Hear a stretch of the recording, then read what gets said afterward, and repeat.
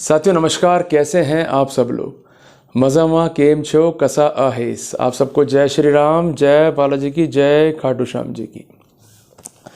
साथियों आज एक महत्वपूर्ण फैसला रिगार्डिंग चाइल्ड विजिटेशन में डिस्कस कर रहा हूँ। जजमेंट प्रोनाउंस किया है ऑनरेबल सुप्रीम कोर्ट ने। जजमेंट है 20/12/2024 का और इसमें जो गाइडलाइंस हैं वो काफ़ी इंपॉर्टेंट हैं आपके राइट्स को लेकर। अगर आप अपने बच्चे से मिलना चाहते हैं तो conceptually you are required to be very much clear कि हमें करना क्या है, स्टेप्स क्या लेने होंगे और किस तरह से हमें आगे बढ़ना होता है यदि हम जाना चाहते हैं कोर्ट के रास्ते। क्लियर हो गया आपको?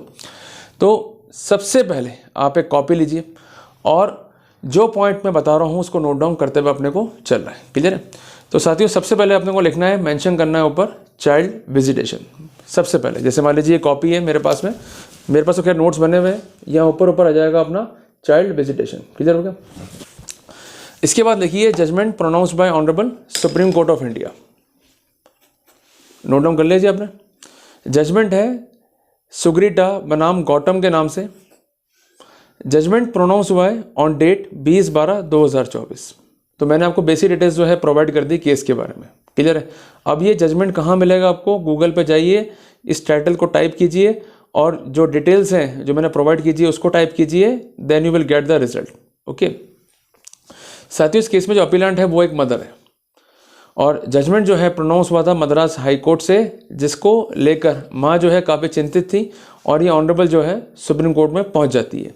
इनका कहना है कि जो भी विजिटिंग राइट्स दिए गए फादर को वो इलीगल है, गैर कानूनी है, अब्यूज ऑफ प्रोसेस है, and that's why the impugned order passed by family court and Madras high court are liable to be set aside. साथियों बेसिक फैक्ट्स क्या प्लीड करें वो काफ़ी इंपॉर्टेंट है हमारे लिए जानना। 9/9/2021 को शादी हुई थी, इनका कहना ये 6/6/2022 को बच्चा हुआ और चाइल्ड कैसा है? Female child. ये काफ़ी इंपॉर्टेंट है। सबसे इंपॉर्टेंट बात, जून 2023 में वाइफ ने केस फाइल किया डिवोर्स का। इसका कहना है कि हस्बैंड जो है डोमेस्टिक वायलेंस जो है करता है, क्रूएल्टी करता है मेरे साथ, बच्चे के साथ, अब रहना पॉसिबल नहीं है। 18/8/2022 से पक्षकार जो है अलग अलग रह रहे हैं, ये भी जो है यहाँ पर प्लीड किया गया। जब नोटिस मिले कंसर्न हस्बैंड को तो उसने as a counter blast section 26 Hindu marriage act का मुकदमा किया, जिसमें अधिकार है एक पिता को या एक माँ को अपने बच्चे से मिलने के या उनकी टेम्पररी कस्टडी के कॉन्टेक्स्ट में। यहाँ पर कोर्ट ने जो है अलाउ कर दिया विजिटेशन और 2 घंटे का फिजिकल मीट जो है कोर्ट ने अलाउ किया हफ्ते में एक बार। क्लियर है? टाइम दिया 10 से 12 बजे तक का। साथियों जो ये कंसर्न लेडी है, ये मदर है, ये पहुंच जाती है हाई कोर्ट में कि ये ऑर्डर गलत है, इम्प्यून्ड है, it is liable to be set aside because मुझे ट्रैवल करना पड़ेगा मेरे प्लेस से हस्बैंड के प्लेस पे, फिर वापस से मुझे ट्रैवल करना पड़ेगा हस्बैंड के प्लेस से मेरे प्लेस पे। तो इस पूरे ट्रैवल में कम से कम 300 किलोमीटर की यात्रा मेरी हो जाएगी एक दिन में। बच्चा जो है बहुत छोटा है, तो बच्चे की एज को देखते हुए, स्थितियों और परिस्थितियों को देखते हुए ये ऑर्डर जो है सेट असाइड किया जाए। इनका कहना यह था कि जो कंसर्न फादर है उसने कभी भी जो है बच्चे की केयर नहीं करी, जिस कारण उसे अधिकार नहीं है पिता कहलाने का। He will be termed as stranger for the child. Court ने यहाँ पर प्रयास करे, समझाइश के प्रयास विफल रहे, पर कोर्ट ने ऑर्डर मॉडिफाई कर दिया। जो टाइम था 10 से 12 का वो हो गया टाइम 10 से 2 का, मीन्स अब टाइम मिल गया यहाँ पर 4 घंटे का।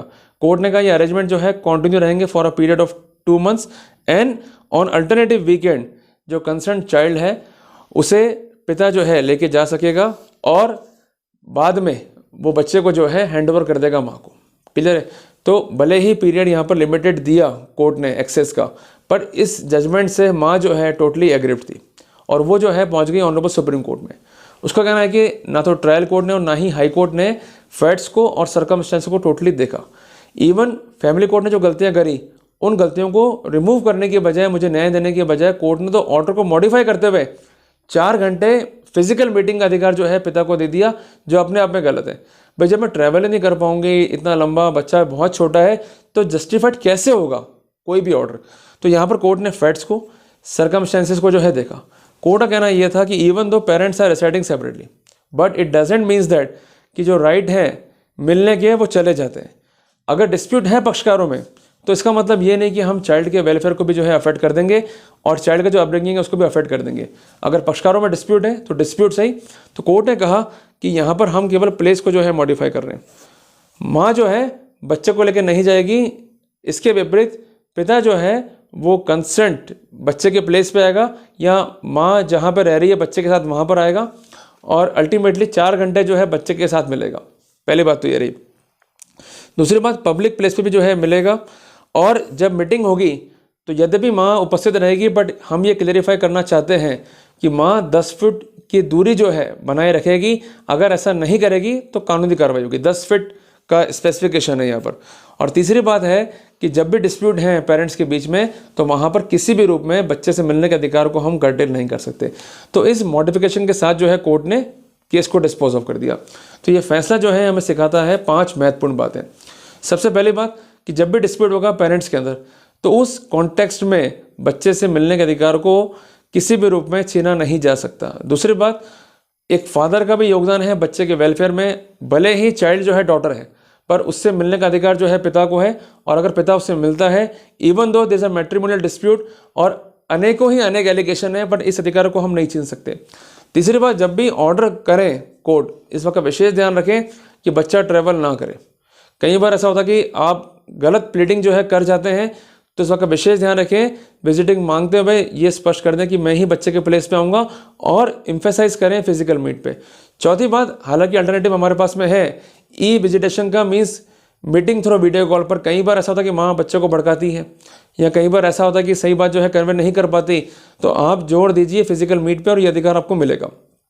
5वीं इंपॉर्टेंट बात, जब आप प्लीडिंग्स कर रहे हैं तो विशेषतः जोर दीजिए चाइल्ड वेलफेयर को और चाइल्ड अपब्रिंगिंग को।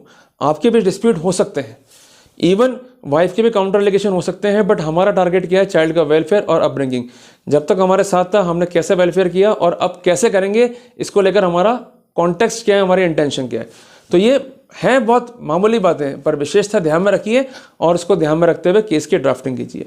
जल्दी मिलते हैं अपन एक नए टॉपिक के साथ। टिल देन, जय हिंद, जय भारत।